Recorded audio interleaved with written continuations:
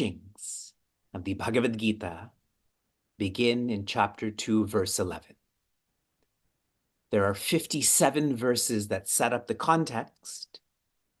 Then we get into the content. Shri Bhagavan Uvacha Ashochan Anvashochastvam Prajnavadamscha Bhashase Gatasun Agatasunscha Nanushochanti Panditaha.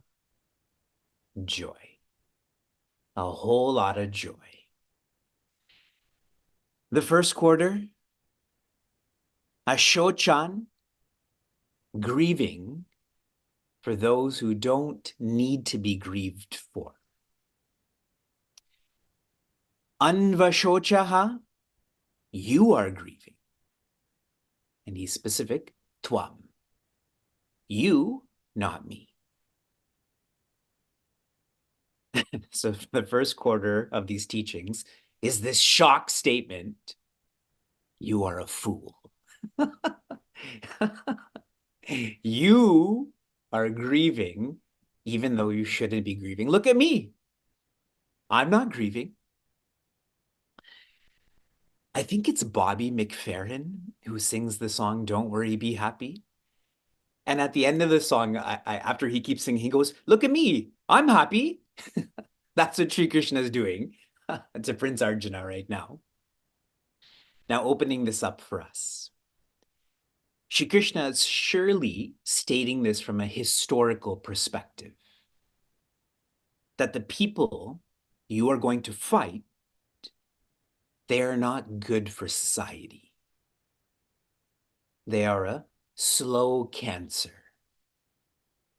For anyone who's been through a disease, when that's purged out of your system, do you cry? I miss you, headache. Please come back, appendix. Right? You're happy that it's not there. So there is a historical reference. But here's the more philosophical one. Your nature is joy. So then, shochati, which means sorrow, or expressions of that, stress, anxiety, dejection. This is unnatural. Your nature is joy. Then anything that's against that has to be unnatural. Most of us were born in good health. So when our health becomes poor, it's unnatural. That's why we take medicine. That's why we have treatment. If that poor health was natural, we would feel better because of it. We wouldn't try to change it. Next, Prajnavadan, wisdom, bhashase, yet you are speaking words of wisdom. You are acting like you know, even though you are feeling sorrow. There's a hypocrisy there. You're saying one thing, but thinking another thing. That comes out very strongly in chapter 3. And here, the historical references in chapter 1, in the beginning of chapter 2, Prince Arjuna gives great arguments for why this war should not happen. But he's not approaching this objectively. He's not. That's why he's feeling shochati. Many who take up Bhagavad Gita take this up in a scholarly way. They want to know the tune of every meter. They want to memorize all the verses. They want to know every system. They take up Bhagavad Gita as an objective science. What they study and what they feel don't have to be aligned. Here Shri Krishna is sharing, this is a subjective science. What you're studying, you have to feel also. The problem is inside, so the work has to happen inside. Third quarter, Gatasun, those whose breath is gone, those who have died. Agatasun, those whose breath is not gone, those who are alive. You are sorrowful even though you shouldn't be, because it's not your nature. Yet, you're speaking like you're not sorrowful. You are sorrowful for those who are alive, those who are not alive. This third quarter's zooming into our sorrow comes from humans. It is the loss of humans that causes us the most sorrow. You lose your car, it's not pleasant. You lose your job, it's less pleasant. If you lose a human, a family member, that's the least pleasant. Shri Krishna is trying to portray here, whether it's a job or a car or a job or a human, they are all subject to change. Everything outside of you is subject to change. If you know it's not going to stay, if you feel this, you won't feel sorrow. And so the last quarter, this is the quarter that is offering the guidance. Na anushochanti panditaha. Panditaha, those who know their nature is full, na, they do not. Anushochanti, they don't cry, they don't feel sorrow. What is the message of Bhagavad Gita? Don't worry. That's in the negative, but in the positive, be happy. Because that's your nature. And now there'll be a huge elaboration of this, a systematic elaboration. The more you know about your nature, the more you will love your nature, the more you will be your nature. We are working on knowing this. That's Karma Yoga. Then loving this. That's Bhakti Yoga. And finally, being this. That is Jnana Yoga. That is the flow of the Bhagavad Gita. And Prince Arjuna follows this. And so are we.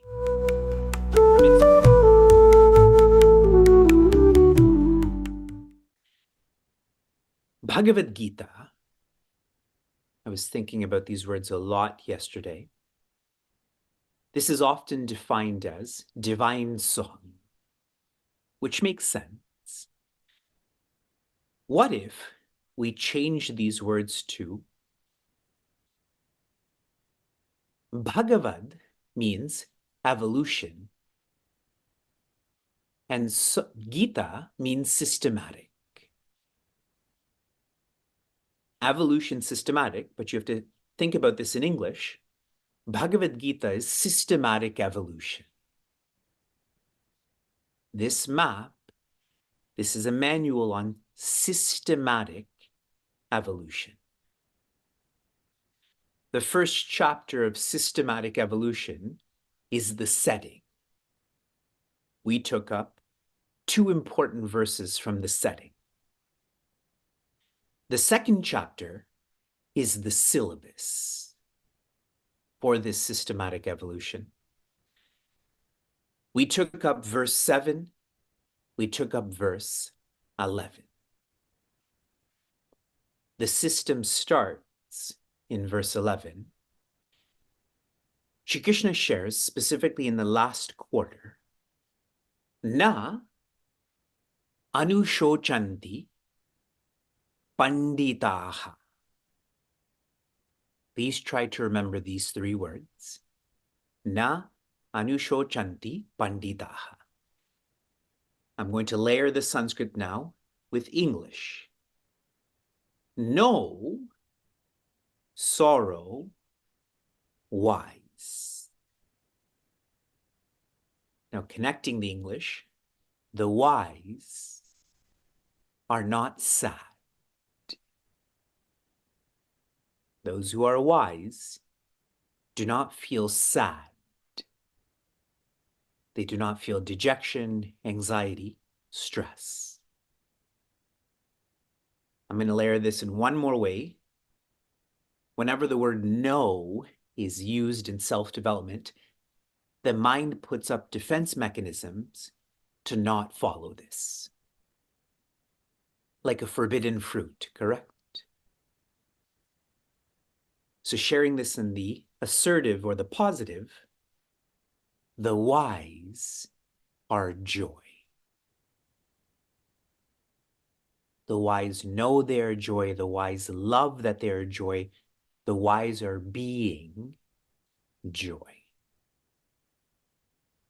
This is the Bhagavad Gita in 1/4. Wise are joy.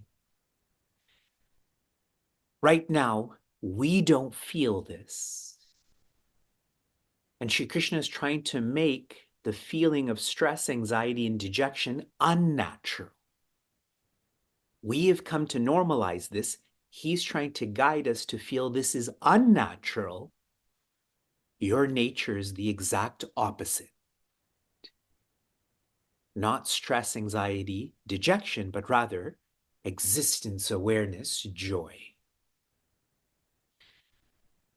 The way that we will start to feel this is by intentionally burning down our comfort zones. The word yoga means intention.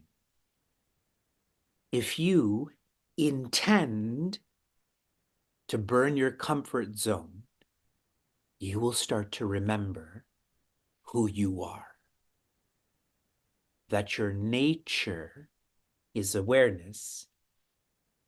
But if you stay in your comfort zone, you will continue to ferment the idea, and it's just an idea, that your nature is not joy.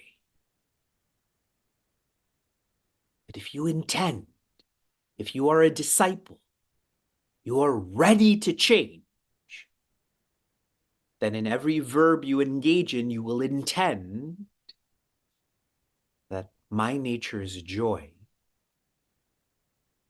You will remember this until you don't need to remember this. You will just feel this. How many of you are clear?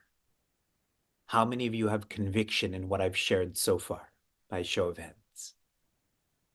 This is you.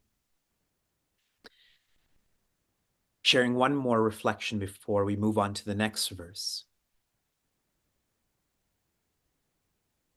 For those who respect, love, revere Pujya Swami Chinmayananda, one of the names that we describe him by is Nitya Shuddha Buddha Mukta. I've been thinking a lot about these words. Nitya means comprehensively. Nitya Shuddha, that's step one. By comprehensively living in an intentional way. That is the first part of Bhagavad Gita, or Karma Yoga. From that Shuddha comes the Buddha. When you know more about divinity, when you know more about joy, you will love this. That's the second part of Bhagavad Gita, Bhakti Yoga. And when we love this, whatever you love, you start to become. That's the Mukta or the Jnana Yoga part of the Bhagavad Gita. Karma Yoga, Bhakti Yoga, Jnana Yoga. It is purifying and loving and being.